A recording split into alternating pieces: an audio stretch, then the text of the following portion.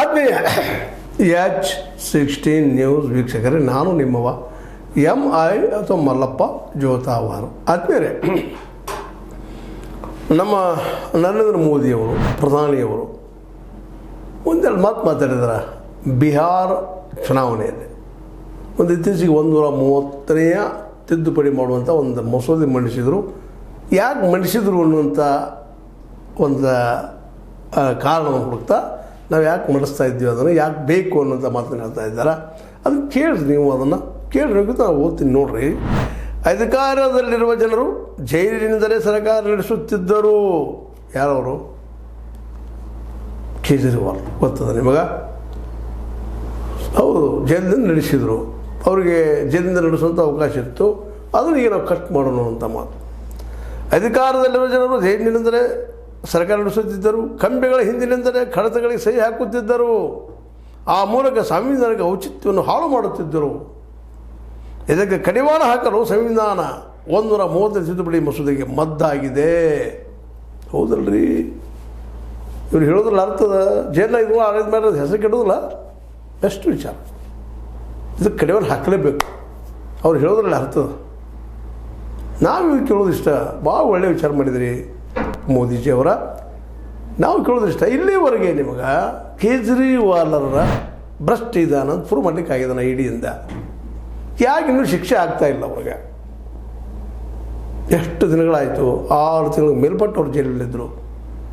ಹೋಗಲಿ, ಇವತ್ತರ ಆಗ್ಬೇಕಲ್ರಿ ಅದು ಪ್ರೂವ್. ಇಡಿ ಹರಸಾಹಸ ಮಾಡ್ಲಿಕ್ಕದ ಇವತ್ತಿಗೂ ಅವ್ರು ಭ್ರಷ್ಟರಪ್ಪ ಅಂತೇಳಿ ಶಿಕ್ಷೆ ಕೊಡಿಸೋವಾಗ ಯಾಕಾಗಿಲ್ಲ? ಒಳ್ಳೆಯ ಪ್ರಯತ್ನ ನಿಮ್ಮದು. ಮಾಡಬೇಕಾಗಿತ್ತು, ತಿದ್ದುಪಡಿ ಮಾಡಬೇಕಾ? ಖರೇನ ಭ್ರಷ್ಟನ ಉಡಿಸಬೇಕಾ? ನೀವು ಅದನ್ನ ಹೇಳ್ಕೊಂಡು ಬಂದಿದ್ದೀರಿ ಇಲ್ಲಿವರೆಗೆ. ಆದರೆ ಇಲ್ಲಿವರೆಗೆ ನಿಮ್ಗೆ ಇಡಿಯಿಂದ ನಿಮ್ಮ ಇಡೀ ಇವತ್ತು ಕೇವಲ ವಿರೋಧ ಪಕ್ಷಗಳ ಮೇಲೆ ದಾಳಿ ಮಾಡ್ತದೆ. ಕೇಜ್ರಿವಾಲ್ ಇರ್ಬೋದು, ಮಮತಾ ಬ್ಯಾನರ್ಜಿ ಇರ್ಬೋದು, ರಾಹುಲ್ ಗಾಂಧಿ ಇರ್ಬೋದು, ಸೋನಿಯಾ ಗಾಂಧಿ ಇರ್ಬೋದು, ಅವ್ರ ಮೇಲೆ ಅಟ್ಯಾಕ್ ಮಾಡ್ತಾರೆ ನಿಮ್ಮ CBI ಇಡಿ. BJPಯಲ್ಲಿ ಯಾರು ಅಂಥ ಜನನೇ ಇಲ್ವಾ? ಎಲ್ಲರೂ ಸಜ್ಜನರ, ಸಾಪ್ ತೊಳ್ಕೊಂಡವ್ರ, ಥೋಡ ಸ್ವಚ್ಛ ಇದ್ದವ್ರ, ನಿರ್ಮ ಹಾಕ್ಕೊಂಡು. ಅವ್ರ ರಾಜಕೀಯ ಎಲ್ಲ ಭಾಳ ಪ್ರಾಮಾಣಿಕನ. ಯಡಿಯೂರಪ್ಪಗೆ ಶಿಕ್ಷೆ ಆಗಲಿಲ್ಲ. ಅದೇ ಕಾರಣಕ್ಕೆ ಉಳಿದು ಇನ್ನೂ ಅನೇಕರಿದ್ದಾರೆ. ಸಾಲಗಳು 1 ಅಲ್ಲ 2 ಅಲ್ಲ 3 ಇದ್ದಾರೆ. ಅವ್ರಿಗೆ ಯಾಕೆ ಆಗಲಿಲ್ಲಪ್ಪ? ಸ್ವತಂತ್ರವಾದ ಮೀಡಿಯಾಗೆ ಬೇಕಾಗಿರುವುದು ಸ್ವತಂತ್ರ ಧ್ವನಿ. ಆ ಸ್ವತಂತ್ರ ಧ್ವನಿ ಉಳಿಸಲು ನೀವು ಮಾಡಬೇಕಾದದ್ದು ಇಷ್ಟೇ. ಅದೇನಪ್ಪಾ ಅಂತಂತಂದ್ರೆ, ನಿಮ್ಮ ಕೈಲಾದಷ್ಟು ಸಹಾಯ ಈ ಚಾನಲ್ಗೆ ಮಾಡಿ ಹಾಗೂ ನಿಮ್ಮ ಧ್ವನಿಯನ್ನು ಕಾಪಾಡಿಕೊಳ್ಳಿ. ಇವತ್ತು ಇದಕ್ಕೆ ಉತ್ತರ ಹುಡುಕಬೇಕಾಗಿದೆ. ಇರಲಿ, ಅಡ್ಡಿಲ್ಲ, ಕಾನೂನು ತರ್ತಾ ಇದ್ದೀರಿ, ತೊಗೊಂಡು ಬರ್ರಿ, ಬೆಸ್ಟ್ ಅದ. ಭ್ರಷ್ಟರಿಗೆ ಶಿಕ್ಷೆ ಆಗಬೇಕು. ಇಲ್ಲಿ ಭ್ರಷ್ಟಾಚಾರ ಹೋಗು. ಯಾಕಂದ್ರೆ ಇಲ್ಲಿ ಎಲ್ಲ ಸಮಸ್ಯೆಗಳಿಗೆ ಮೂಲ ಕಾರಣ ಭ್ರಷ್ಟಾಚಾರ. ಹಾಗಿದ್ರೆ ಲೋಕಪಾಲನ್ನು ಯಾಕೆ ಮಾಡ್ತಾಯಿಲ್ಲ ಇಲ್ಲಿವರೆಗೆ ನೀವು? 11 ವರ್ಷ ಆಯಿತು. ಅದಕ್ಕೆ ಮೊದಲು ಅಣ್ಣಾ ಹಜಾರೆ ಅವರು ಹೋರಾಟ ಮಾಡಿದರು. ಕೇಜ್ರಿವಾಲ್ ಮಾಡಲಿಲ್ಲ, ಆಮದು ಬೇರೆ ಲೋಕಾಯುಕ್ತ ಅವರು ಮಾಡಲಿಲ್ಲ, ನೀವು ಮಾಡಲಿಲ್ಲ. ನಿಮ್ಮ ರಾಜ್ಯದಲ್ಲಿ ಗುಜರಾತ್ದಲ್ಲಿ ನೀವು ಲೋಕಾಯುಕ್ತಕ್ಕೆ ಪೂರ್ಣ ಅಧಿಕಾರ ಕೊಡಲಿಲ್ಲ.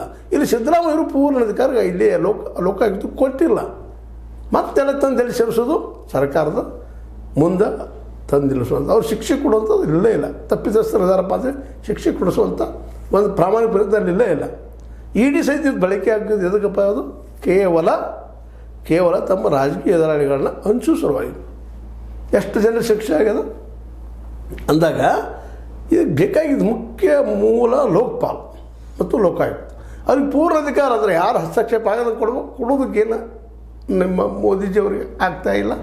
ಅಥವಾ ಮೋದಿಜಿಯವ್ರು ಯಾಕೆ ಆಗ್ತಾಯಿಲ್ಲ? ಇವತ್ತು ದೊಡ್ಡ ಪ್ರಶ್ನೆ ಇರೋದು. ನೀವು ಹೇಳ್ತಾ ಇದ್ದೀರಿ ಚುನಾವಣೆ ಪ್ರಚಾರ ಮಾಡ್ತಾಯಿದ್ರಿ, ಇಂಥವ್ರೆಲ್ಲ ಜೈಲಿಂದ ಆಡಳಿತ ಮಾಡೋದು ಬಂದ್ ಮಾಡಿ ತಪ್ಪಿಲ್ಲ. ಅದು ಲೋಕಪಾಲ್ ತಂದು ಮಾಡಲ್ಲ. ಇದನ್ನು ಮಾಡ್ಬೇಕಂತ ಏನದು 130 ಇದು ತಿದ್ದುಪಡಿ ಮಾಡೋದು. ಲೋಕಪಾಲಕ್ಕೆ ಪೂರ್ಣ ಶಕ್ತಿ ಕೊಡ್ರಿ. ಅದರಲ್ಲಿ ಯಾವ ಸರ್ಕಾರ ಹಸ್ತಕ್ಷೇಪ ಮಾಡಬಾರ್ದು. ಸೆಂಟ್ರಲ್ ಆಗಿರ್ಬೋದು, ಕೇಂದ್ರ ಆಗಿರ್ಬೋದು, ಇದು ನಮ್ಮ ರಾಜ್ಯದ್ದೇ ಆಗಿರ್ಬೋದು. ಅಂದರೆ ಯಾರೂ ಹಸ್ತಕ್ಷೇಪ ಮಾಡುವಾಗಿಲ್ಲ. ಇದನ್ನು ಮಾಡಿ ಲೋಕಪಾಲ ಈಗ ಅದ್ರ ಬಗ್ಗೆ ಸಾಕಷ್ಟು ಚರ್ಚೆ ಆಗ್ಯದ. ಅಂತಂದ್ರೆ ಹೌದಪ್ಪ, ಇವ್ರು ಒಳ್ಳೆ ಕೆಲಸ ಮಾಡ್ತಾ ಇದ್ದಾರೆ. ಅದ್ರ ನಿಮ್ಮನ್ನು ಸೇರಿಸ್ರಿ. ಈಗ ಅಂದಿರಿ ಅದರ ಪ್ರಧಾನಿ ಸಹಿತ ನಾವು ಸೇರಿಸ್ಕೊಂಡಿರಿ. ಅದರೊಳಗೆ ಯಾರೂ ಅದನ್ನು ಮಾಡಬಾರ್ದು ಅಂತ ಹೇಳ್ತಾ ಇದ್ದೀರ ಬಾಯಿಂದ. ಅದರ ಕಾನೂನು ಆದಪ್ಪ ಅಂತಂದ್ರೆ ಇದರಲ್ಲಿ ಪ್ರಧಾನಿ ಸಿಗಲಿಕ್ಕೆ ಸಾಧ್ಯ ಇದಲ್ಲ. ಈ ಕಾನೂನಿಂದ ನಿಮಗೆ ಬೇಡ ಅಂತ ವ್ಯಕ್ತಿ ನೀವು ಅಟ್ಯಾಕ್ ಮಾಡಿಸ್ಬೋದು. 30 ದಿನ ಒಳಗೆ ಹೋಗಿಸಿದ ನೋಡೋದಿಲ್ಲ. ಇಡಿಗೆ ಅಂತ ಪೂರ್ಣ ಪ್ರಮಾಣ ಯಾವಾಗ ಆಗ್ತದೆ. ಕೋರ್ಟ್ಗಳಿಂದ ದಿನ ಮೇಲೆ ದಿನ ಡೇಟ್ ಮೇಲೆ ಡೇಟ್ ಆಗ್ತಾ ಹೋಗ್ತಾ ಇದ್ದಾರೆ. ಹೆಂಗದಲ್ಲಿನೂ ಅಲ್ಲೂ ಇಂಥ ದಿವಸ ಮುಗಿಸ್ಬೇಕಂತಿಲ್ಲ. ಅದಕ್ಕೆ 108 ಕಾಲ ಅಂತಂದು ಮತ್ತೆ ಮುಂದೆ ಆಗ್ತಾ ಹೋಗ್ತೀರಿ. 3 ತಿಂಗಳು ಆದ್ಮೇಲೆ ಅವು ಪೂರ ಮುಖ್ಯಮಂತ್ರಿ ಸ್ಥಾನ ಬಿಟ್ಟು ಹೋಗ್ಬೇಕಾ, ಅಥವಾ ಮಂತ್ರಿ ಪದವಿ ಬಿಟ್ಟು ಹೋಗ್ಬೇಕಾ, ನಾಳೆ ನೀವು ಪ್ರಧಾನಿ ನೀವು ಸಿಕ್ಕರು ನೀವು ಬಿಟ್ಟು ಹೋಗ್ಬೇಕಾ? ಇದರಲ್ಲಿ ಇದನ್ನು ದುರುಪಯೋಗ ಮಾಡ್ಕೊಳ್ಳೋದು ಸಾಧ್ಯ ಇಲ್ಲ. ಈಗಾಗಲೇ ಕೇಜ್ರಿವಾಲ್ ವಿಷಯದಲ್ಲಿ ದುರುಪಯೋಗ ಆಗ್ಯದ, ಇಲ್ಲಂತೀರಿ ಹೆಂಗಾದ್ರೆ ಶಿಕ್ಷೆ ಹಾಕಾಗಿಲ್ಲ. ಇದು ಬಹಳ ಮಹತ್ವದ ಪ್ರಶ್ನೆ ಅದ.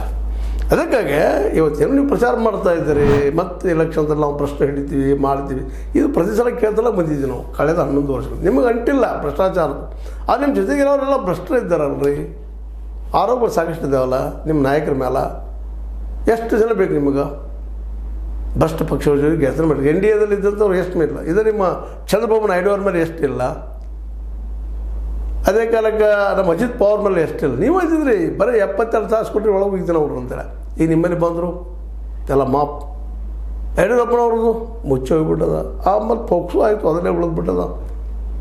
ಎಷ್ಟು ಜನ ಬೇಕು ನಿಮಗೆ? ಮುಂದೆ ನಿಮ್ಮ ಆಸಾಮದ ಮುಖ್ಯಮಂತ್ರಿ ಅವ್ರ ಮೇಲೆ ಎಷ್ಟು ಆರೋಪ ಇಲ್ಲ, ಹೇಮಂತ್ ಶರ್ಮಾ ಅವ್ರ ಮೇಲೆ ಹಿಡೀರಿ. ಅವರೆಲ್ಲ ಸಿಗಬೇಕಾಗಿದ್ದು ಲೋಕಪಾಲದ ಅಡಿಯಲ್ಲಿ. ಲೋಕಪಾಲ್ ಕಾನೂನು ಮಾಡಿರಿ. ಅಣ್ಣಾ ಹಜಾರೆ ಅವ್ರು ಮಾಡಿದಂಥ ಒಂದು ಏನು ಅವರು ಸಲಹೆ ಕೊಟ್ಟಿದ್ರು ಆ ನೆಲೆಯಲ್ಲಿ ಲೋಕಪಾಲ್ ಮಾಡಿರಿ. ಮಾಡೋದು ನಿಶ್ಚಿತವಾಗಿ ಈ ಒಂದು ಎಲ್ಲರೂ ಹಿಡಿಯುವಂಥ ಅಷ್ಟು ಹಿಡಿದು ಒಳಗಾಕುವಂಥ ಈ ವ್ಯವಸ್ಥೆಯನ್ನು ಬದಲಾಯಿಸುವಂಥ ವಿಚಾರ ಇದ್ದರೆ ಲೋಕಪಾಲಕ್ಕೆ ಯಾಕೆ ನೀವು ಅವಕಾಶ ಮಾಡಿಕೊಡ್ಬಾರ್ದು? ಕೇಂದ್ರದಲ್ಲಿ ತೊಗೊಂಬರ್ರಿ, ಈಗ ತೊಗೊಂಡ್ಬಂದು ಮಾಡ್ರಿ. ಅದನ್ನು ಭ್ರಷ್ಟರು ಹಿಡಿದೆಲ್ಲ ಒಳಗೆ ಹೋಗೋದು ಬಿಡ್ರಿ, ಒಂದರಿಂದ ಒಂದು. ಇಲ್ಲೇ ಕೇವಲ ಎಲ್ಲರೂ ಈ ಒಂದು ಅನ್ಯಾಯ ದುಡ್ಡಿಂದ ರಾಜಕೀಯ ಆಗ್ಲಿಕ್ಕೆ ರೀ. ಪೊಲಿಟಿಕಲ್ ಪಾರ್ಟಿಗಳಿಗೆ ಬರುತ್ತಿರೋ ದುಡ್ಡು ಬರೀ ಕಾರ್ಪೊರೇಟ್ಗಳದ್ರಿ. ಮುಂಜಾನೆ ಸಾಯಂಕಾಲ ತನಕ ದುಡಿದ್ರೆ ಯಾರು 300 ಬಿಟ್ಟು 500 ರೂಪಾಯಿ ಯಾರು ಪೇಮೆಂಟ್ ಮಾಡೋದಿಲ್ಲ, ಪಗಾರ ಮಾಡೋದಿಲ್ಲ ಪಾಪ ಕೂಲಿಕಾರರಿಗೆ. ಇವರು ಕ್ಷಣಕ್ಕೆ 5,000 10,000 ಗಳಿಸುವಂಥ ಜನ ಆಗಿದ್ದಾರೆ. ಯಾವ ಭೂಮಿ ಕಂಡ್ರ, ಯಾವುದೇ ಗುಡ್ಡ ಕಂಡ್ರ, ಯಾವುದೇ ಜಲ ಕಂಡ್ರ, ಯಾವುದೇ ಏನು ಮಾಡಿ ಅರಣ್ಯ ಕಂಡ್ರ, ಯಾವ ಖನಿಜಗಳು ನಮ್ಮದು ಅಂತಾರಲ್ಲ. ಇವತ್ತೆಲ್ಲ ಶ್ರೀಮಂತರು. ಈಗ ಅದಾನಿ ಅಂಬಾನಿ ಅವ್ರದ್ದು ಏನು ಎಂಥ ಗಳಿಕೆದು ಅಂತೇಳಿ ಜನಸಾಮಾನ್ಯರು ಮಾತಾಡ್ತಾ ಇದ್ದಾರೆ. ನೀವು ಇವತ್ತು ಮಾತಾಡೋದು ಎಷ್ಟು ಮಟ್ಟಿಗೆ ಬಿಹಾರಿಗಳ ತಲೆಯಲ್ಲಿ ಹೋಗ್ತದೋ ಗೊತ್ತಿಲ್ಲ. ಆದ್ರೆ ಇದು ಇದ್ದಿದ್ದು ಸತ್ಯನ. ಕಾಂಗ್ರೆಸ್ಸಿನ ಭ್ರಷ್ಟ ನಿಮಗೆ ಕಾಣ್ತಾರೆ, ಬಿ ಜೆ ಪಿಯಲ್ಲಿ ಭ್ರಷ್ಟ ಕಾಣೋದಿಲ್ಲ. ನಿಮ್ಮ ಇಡಿ CBI IT ಗಳಿಗೆ ಎಲ್ಲ ಸಿಕ್ಕಂತಾರೆ. 129 30 ಎಷ್ಟು ನೋಡ್ರಿ ಅವರು ಇಡಿ ದಾಳಿ ಮಾಡಿದ್ದು. ಮುಂದೆ CBI ದಾಳಿ ಮಾಡಿದ್ರು 20-25 ಜನ. ಅವರು ಯಾವ ಪಾರ್ಟಿ ಅವರು ರಾಜಕೀಯ ಜನ, ಅವರಲ್ಲಿ ಎಷ್ಟು ಶಿಕ್ಷೆ ಆಯಿತು. ಈಗ ನೀವು ಹೇಳ್ತಾ ಇದ್ದೀರಿ ಇದೊಂದು ಕಾನೂನು ಮಾಡಿ ಇನ್ನಷ್ಟು ತೊಂದರೆ ಕೊಡೋರ ನಿಮ್ಮ ಎದುರಾಳಿಗಳಿಗೆ. ಅದರಲ್ಲೂ ಮುಖ್ಯವಾಗಿ ಈಗ ಗೌರ್ಮೆಂಟ್ ನಿಮ್ಮದು ಬೀಳು ಲೆಕ್ಕದಲ್ಲಿದೆ. ನಾಳೆ ಉಪರಾಷ್ಟ್ರಪತಿ ಚುನಾವಣೆ ಒಂದು ಹೊಸ ಹಾದಿ ಕಾರಣ ಆಗ್ಬೋದು. ನಾಯ್ಡು ಅವರ ಜೊತೆ ಇರಲಿಕ್ಕೆ ಬಯಸ್ತಾ ಇಲ್ಲ. ಈ ಕಾನೂನು ತಂದರೆ ಇರೋದೇ ಇಲ್ಲ, ಇದು ಒಪ್ಪಿಗೆ ಕೊಡೋದಿಲ್ಲ ಅವ್ರು. ನಾಯ್ಡು ಅವ್ರ ಮೇಲೆ ಆರೋಪಗಳಿದ್ದಾವಲ್ಲ ನಾಯ್ಡು ಅವ್ರ ಮೇಲೆ 1, 2, 3 ಹಾಗೆ ಅವ್ರ ಮೇಲೆ ಆರೋಪ ಅದಾವ. ಅಲ್ಲಿ ಅವ್ರ ವಿರೋಧಿ ನಾಯಕನ ಮೇಲೂ ಅದಾವ. ಅವರಿಬ್ಬರು ನಿಮ್ಮ ದೋಸ್ತರಲ್ಲ ರೀ, ಹೌದಾ? ಅಂದಾಗ ಈ ಕಾನೂನು ಅವ್ರನ್ನ ಬೆದರಿಸ್ಕೊಂಡು ನಿಮ್ಮ ಪಕ್ಷ ಇಟ್ಕೊಂಡು ಅಧಿಕಾರ ಮಾಡ್ಕೊಂಡು ಹೋಗ್ಬೇಕಂತ ಚಾದನ ಏನದೋ ಗೊತ್ತಿಲ್ಲ. ಆದರೆ ನೀವು ಮಾಡುವಂಥ ಪ್ರಯತ್ನ ಒಳ್ಳೆಯದು. ಆದರೆ ಅದ್ರ ಬದಲು ಲೋಕಪಾಲ್ ಯಾಕೆ ನೀವು ತಿದ್ದುಪಡಿ ಮಾಡೋಕ್ಕಿಂತಲೂ ಒಂದು ಹೊಸ ಕಾನೂನು ತಂದ ಅದನ್ನು ಸೇರಿಸಬಾರ್ದು ಅಂತ. ನಿಮ್ಮಲ್ಲಿ ಮೆಜಾರಿಟಿ ಎಲ್ಲರೂ ಸಪೋರ್ಟ್ ಮಾಡ್ತಾರೆ, ವಿರೋಧ ಪಕ್ಷದವ್ರು ಮಾಡ್ತಾರೆ. ಆದರೆ ತಪ್ಪು ಯಾರು ಮಾಡಿ ಎಲ್ಲರೂ ಹಿಡಿಯುವಂಥ ಒಂದು ವ್ಯವಸ್ಥೆ ಅದರಲ್ಲಿ ಲೋಕಪಾಲ್ ಅಂತ ಒಂದು ದೊಡ್ಡ ಕಾನೂನು ಗಟ್ಟಿಕೊಂಡು ಕಾನೂನು ಮಾಡಿದರೆ ನೀವು ಇತಿಹಾಸದಲ್ಲಿ ಉಳಿತೀರಿ. ಒಳ್ಳೆ ಕೆಲಸ ನೀವು ನಿಜವಾಗಿ ಭ್ರಷ್ಟಾಚಾರ ಉಳಿಸುವಾಗ ಪ್ರಾಮಾಣಿಕ ಪ್ರಯತ್ನ ಮಾಡ್ತಾಯಿದ್ದೀರಿ ಅಂತ ಯಾರಾದರೂ ಹೇಳ್ತಾರೆ.